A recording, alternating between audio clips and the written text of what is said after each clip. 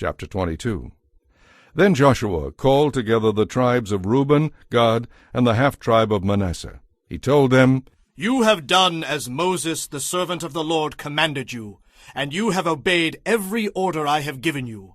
You have not deserted the other tribes, even though the campaign has lasted for such a long time. You have been careful to obey the commands of the Lord your God up to the present day.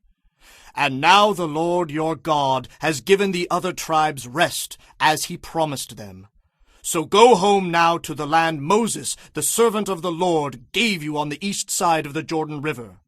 But be very careful to obey all the commands and the law that Moses gave to you. Love the Lord your God, walk in all his ways, obey his commands, be faithful to him, and serve him with all your heart and all your soul." So Joshua blessed them and sent them home.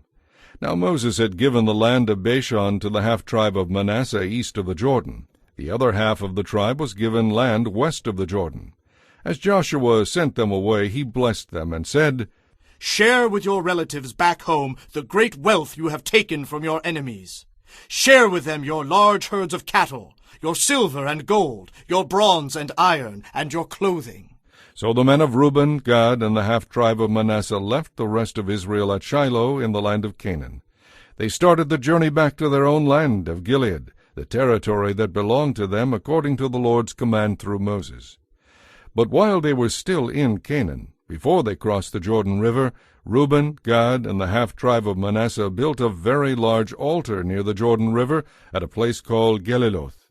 When the rest of Israel heard they had built the altar at Geliloth west of the Jordan River in the land of Canaan, the whole assembly gathered at Shiloh and prepared to go to war against their brother tribes. First, however, they sent a delegation led by Phinehas, son of Eleazar the priest. They crossed the river to talk with the tribes of Reuben, Gad, and the half-tribe of Manasseh. In this delegation were 10 high officials of Israel, one from each of the 10 tribes, and each a leader within the family divisions of Israel. When they arrived in the land of Gilead, they said to the tribes of Reuben, Gad, and the half-tribe of Manasseh, "The whole community of the Lord demands to know why you are betraying the God of Israel. How could you turn away from the Lord and build an altar in rebellion against him? Was our sin at Peor not enough? We are not yet fully cleansed of it, even after the plague that struck the entire assembly of the Lord. And yet today you are turning away from following the Lord. If you rebel against the Lord today, he will be angry with all of us tomorrow. If you need the altar because your land is defiled, then join us on our side of the river, where the Lord lives among us in his tabernacle, and we will share our land with you.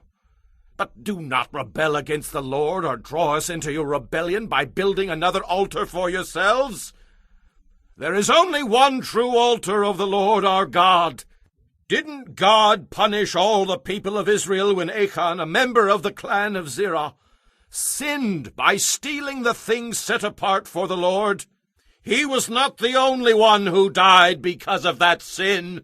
Then the people of Reuben, Gad, and the half-tribe of Manasseh answered these high officials, "The Lord alone is God. The Lord alone is God. We have not built the altar in rebellion against the Lord. If we have done so, do not spare our lives this day.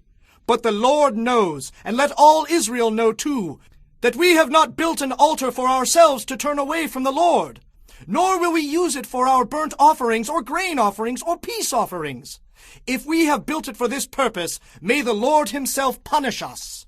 We have built this altar because we fear that in the future your descendants will say to ours, 'What right do you have to worship the Lord, the God of Israel?'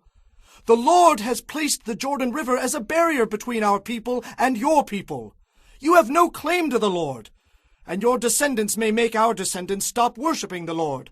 So we decided to build the altar not for burnt sacrifices, but as a memorial. It will remind our descendants and your descendants that we, too, have the right to worship the Lord at his sanctuary with our burnt offerings, sacrifices, and peace offerings. Then your descendants will not be able to say to ours, 'You have no claim to the Lord.' If they say this, our descendants can reply, 'Look at this copy of the Lord's altar that our ancestors made. It is not for burnt offerings or sacrifices. It is a reminder of the relationship both of us have with the Lord. Far be it from us to rebel against the Lord or turn away from him by building our own altar for burnt offerings, grain offerings, or sacrifices. Only the altar of the Lord our God that stands in front of the tabernacle may be used for that purpose. When Phinehas the priest and the high officials heard this from the tribes of Reuben, Gad, and the half-tribe of Manasseh, they were satisfied.